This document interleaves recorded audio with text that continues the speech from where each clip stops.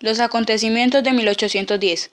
Desde 1810, la Nueva Granada vivió un periodo caracterizado por la creación de numerosas juntas de gobierno.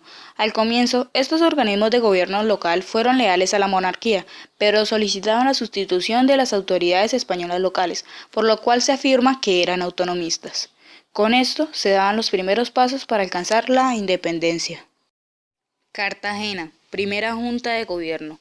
La primera junta autonomista en la Nueva Granada se instaló en Cartagena de Indias.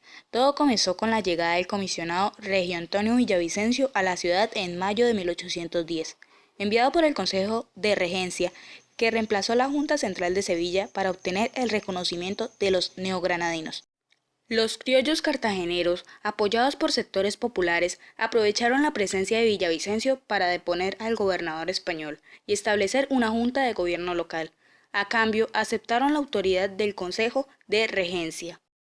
Miembros destacados de la sociedad cartagenera integraron la junta comerciantes, abogados, militares de alto rango y hacendados, pero la autonomía que reclamaban no era solo frente al gobierno de España, sino frente a la capital del virreinato, Santa Fe, con lo que tenían viejas rivalidades comerciales y políticas. Pronto, otras poblaciones del virreinato siguieron el ejemplo de Cartagena.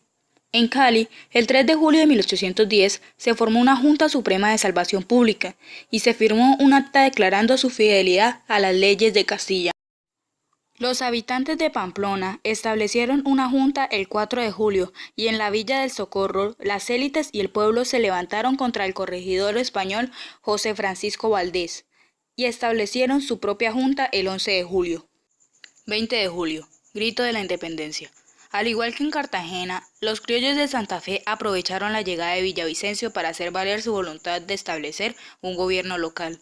En la noche del 19 de julio, varios criollos jóvenes como Francisco José del Caldas, Camilo Torres, Antonio Morales y José Acevedo y Gómez idearon un plan para hacer claras diferencias entre ellos y los chapetones, como se les llamaba a los nacidos en España, y así formar una reyerta el día de mercado.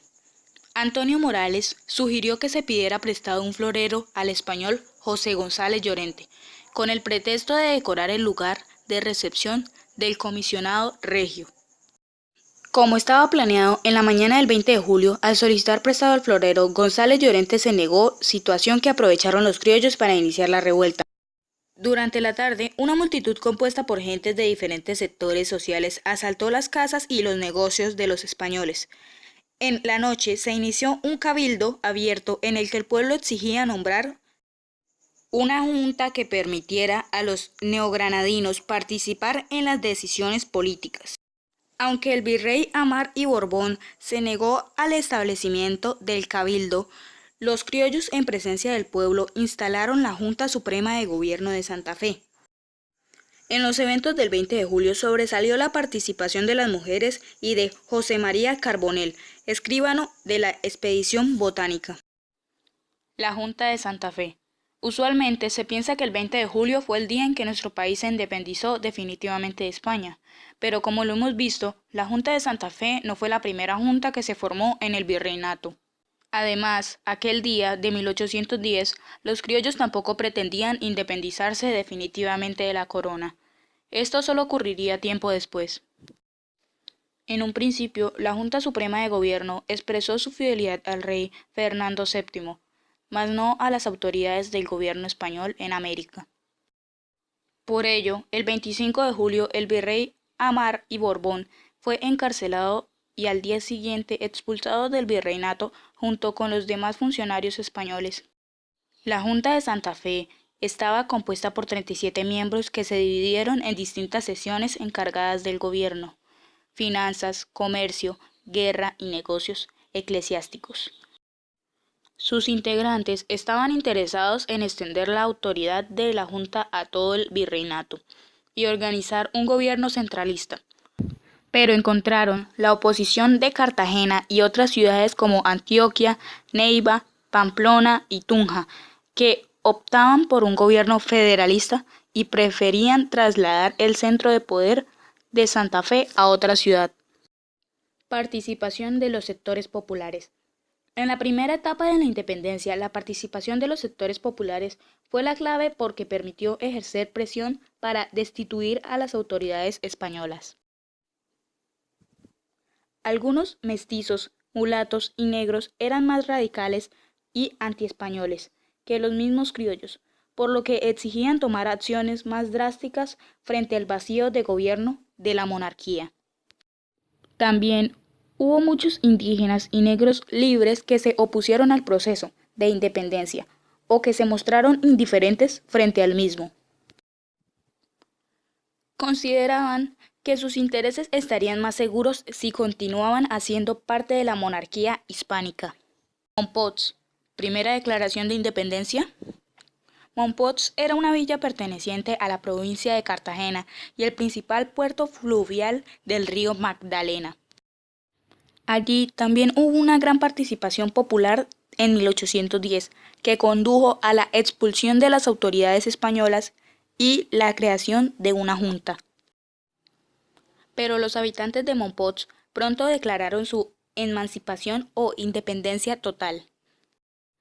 En 1774, Mompox había conseguido independizarse legalmente de Cartagena y erigirse en provincia por un corto tiempo, y sus habitantes estaban inconformes con las contribuciones que debían dar para el sostenimiento de los gastos militares de Cartagena. En septiembre de 1809, el Cabildo de Mompox impidió la posesión de Vicente Talledo, enviado por el gobernador de Cartagena para recaudar los impuestos reales. Talledo, a su vez, denunció ante el virrey el comportamiento de los mompoxinos y los acusó de estar planeando una traición al gobierno. En junio de 1810, una multitud dirigida por Luis Gonzaga Galván, de raza negra, y José Luis Muñoz, que era sambo, amenazó a Talledo y lo obligó a esconderse.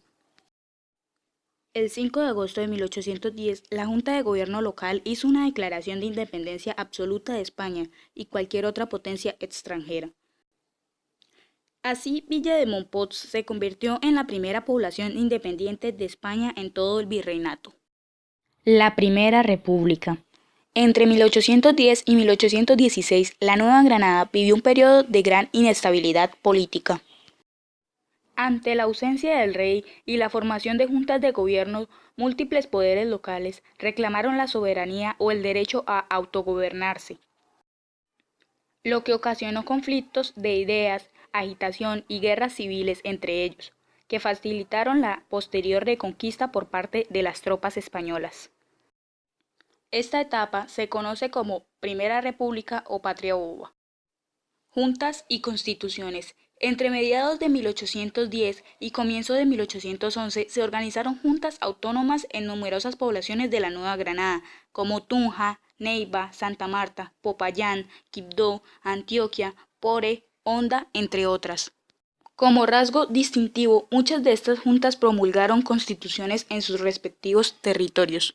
Se trataba de documentos en los cuales establecían la organización del gobierno y los principios políticos que debían orientarlo. La primera constitución fue la del Estado de Cundinamarca, proclamada el 30 de marzo de 1811. Le siguieron la Constitución de la República de Tunja del 9 de diciembre del mismo año, la del Estado de Antioquia del 21 de marzo de 1812 y la del Estado de Cartagena del 14 de junio del mismo año. Poco a poco, las juntas que habían declarado su adhesión a Fernando VII dieron paso a las declaraciones de independencia absoluta. Es decir, ya no aceptaban ninguna autoridad de España, pues se autodefendían como libres y soberanas. Luego de Mompox, Cartagena declaró su independencia absoluta el 11 de noviembre de 1811 y Cundinamarca lo hizo el 16 de julio de 1813. Centralistas y federalistas. Este periodo también se caracterizó por los enfrentamientos internos entre diferentes provincias que conformaban el virreinato de la Nueva Granada. En especial, dos grandes unidades políticas se disputaron el liderazgo, el Estado de Cundinamarca y las Provincias Unidas de la Nueva Granada. El Estado de Cundinamarca tenía su capital en Santa Fe, que comenzó a ser llamado Bogotá. En 1811, Antonio Nariño fue elegido como presidente de Cundinamarca y señaló que el nuevo reino debía optar por un sistema de gobierno centralista, es decir, que todas sus partes se unieran en un solo estado, fueran gobernadas por un solo mandatario y se rigieran por una sola constitución. Las Provincias Unidas de la Nueva Granada agrupaban varias regiones como Antioquia, Cartagena, Pamplona, Neiva y Tunja.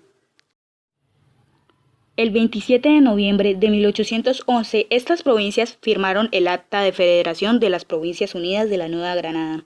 Los miembros de esta unión eran partidarios de una forma de gobierno federalista, que mantuviera la autonomía de cada una de sus partes.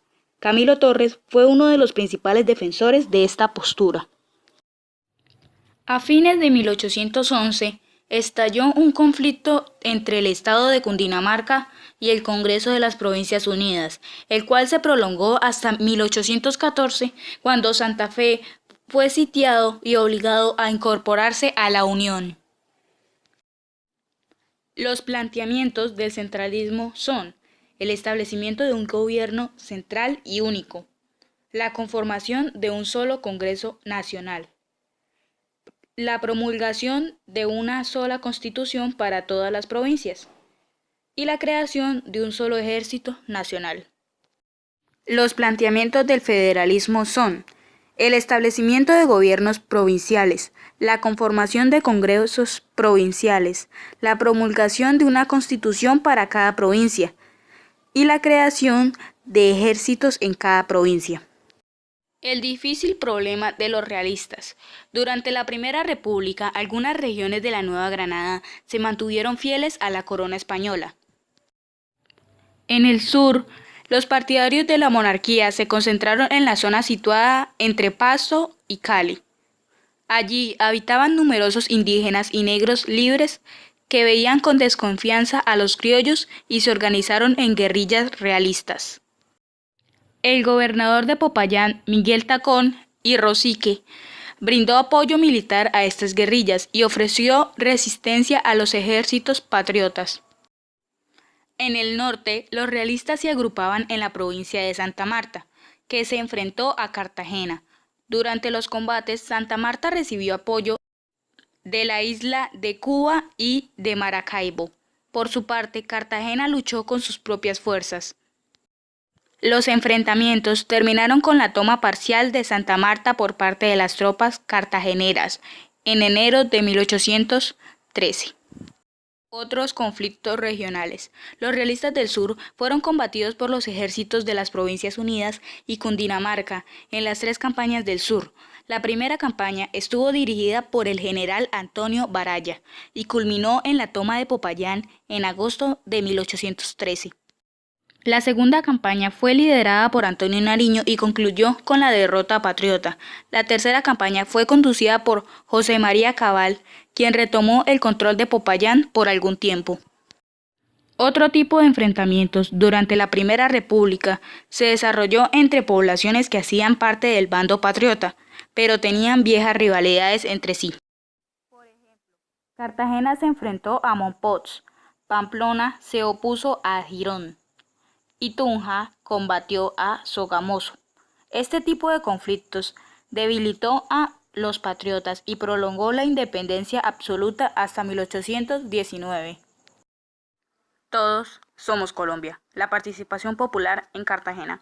En Cartagena, los mulatos, los negros y los pardos, o descendientes de blanco, negro e indígena, tuvieron un papel destacado en el proceso de independencia.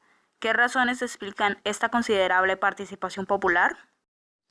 Cuando el Cabildo cartagenero destituyó al gobernador español en 1810, se cuidó de garantizar el respaldo de los sectores negros y mulatos locales como mecanismo de presión ante las autoridades coloniales.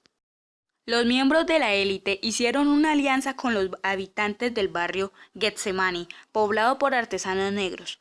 Ellos estuvieron presentes armados de machetes el día que se instaló la Junta Autonomista.